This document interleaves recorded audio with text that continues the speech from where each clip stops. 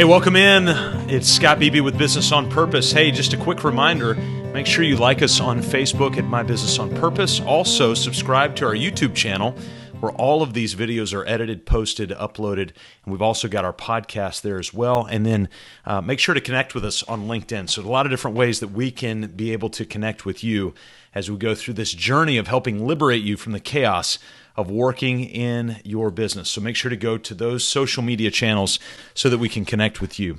Hey, coaching business owner has allowed us some pretty exciting highs. Coaching also requires a bit of a thickening of a coach's skin. There are plenty of days where I show up to practice ready to coach, and the response is a subtle eye roll from the owner that's basically saying, really? We're going to talk about this again? Most Tuesday nights throughout the school year, we have a group of teenage emerging men, is what we like to call them, up to our house for Man Up Night. That's kind of the name that it's become. It's really a case study in teenage male interaction, if you can only imagine. Shiny squirrels, bizarre sounds, curious thoughts, unrealistic competition, and frankly, the world's newest game, the plunger wars. Don't ask.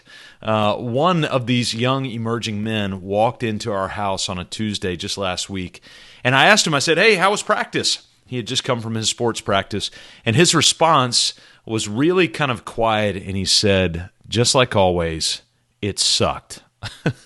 The truth of that statement is so hard, and what gets missed in our bemoaning practice when we kind of get grumpy about it is that when that emerging man shows up this Friday night to his live game, he will be overwhelmingly grateful and satisfied that he put in the hard work of repetitious, enduring, and methodical practice, just like you are.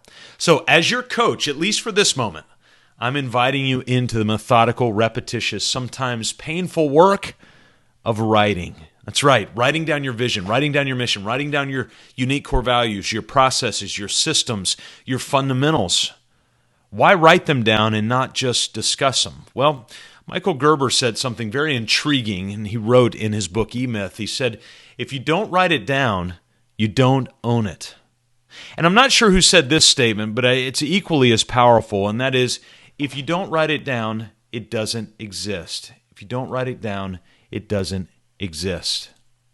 My first book, Let Your Business Burn, Stop Putting Out Fires, Discover Purpose, and Build a Business That Matters, only exists because I took the time to write it down. It's obvious, huh? I mean, think through the inverse. If I didn't write it down, then the book would not exist. We have written down over the past few years tutorials, we've written down all sorts of things within our business, modules, documents, templates, and now they all exist, and because they exist, they bring enduring value for other people, for you. Just this year, over 1,000 people now have my book in their hand. They have my thoughts, my perspective in their hand. And just this year, our tutorials and our templates, our modules have been used and watched and leveraged thousands of times. We've got documented metrics of that. How? How did that happen? It happened because I wrote it down. Author, psychologist, and educator Kelly McGonigal reinforces the intentional act of writing, in this case, your values. And McGonigal writes, it turns out that writing about your values is one of the most important and effective psychological interventions ever studied. So, writing about your values is one of the most effective psychological interventions ever studied. In the short term, she continues, writing about personal values makes people feel more powerful, in control, proud, strong. There's a lot of value in that. It also makes them feel more loving, connected, and empathetic towards others. It increases pain tolerance, enhances self-control, and reduces unhelpful rumination after a stressful experience.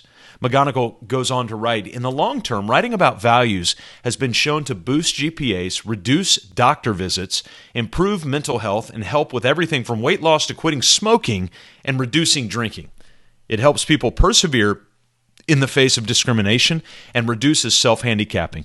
In many cases, these benefits are a result of a one-time mindset intervention. Listen to this. People who write about their values once for 10 minutes show benefits months or even years later. I'm going to read that again. People who write about their values once for 10 minutes show benefits months or even years later. So I guess the question I have to ask ourselves is, why do we resist?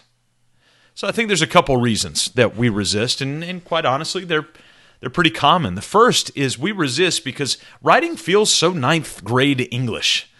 We wrote in ninth grade because we were forced to write in ninth grade. Many of us found no joy or purpose in the writing other than simply to write. There was no Friday night game experience that rewarded the joy of writing, and to the detriment of this really great, helpful skill of writing. I walked into my son's room a couple weeks ago, and he was pounding away at the keyboard the other night, working on a short essay. And even as I write this, I'm beginning to think about that experience and asking myself, do we need to have some sort of Friday night game experience that we've built for his collection of writings? The old adage is true. What gets rewarded gets done. What gets rewarded gets done. The second reason that we resist is also really simplistic, is we resist because writing feels so beneath us. We're smart people. We don't need to write it down. We think, I'm a grown adult. I'll leave the writing to the ninth graders. I get it, but we're wrong. We're wrong when we think this. Writing, documenting, capturing, recording is one of the most thoughtful, human, empowering tools that you've got in that tool belt of yours. When you write and capture a process, a value, a vision, a mission, an idea, that written statement transforms into a powerful motivator and into an invitation that forces the rest of us to either run towards what you have written in agreement, or we have the privilege and the responsibility of running away from what you have written in disagreement. If you want me to know where you stand, then write it down. Otherwise, it's just hot air.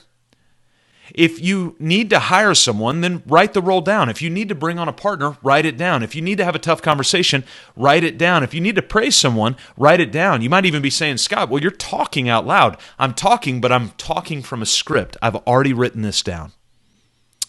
Finally, the third reason that I feel like we resist writing is simply because it's hard.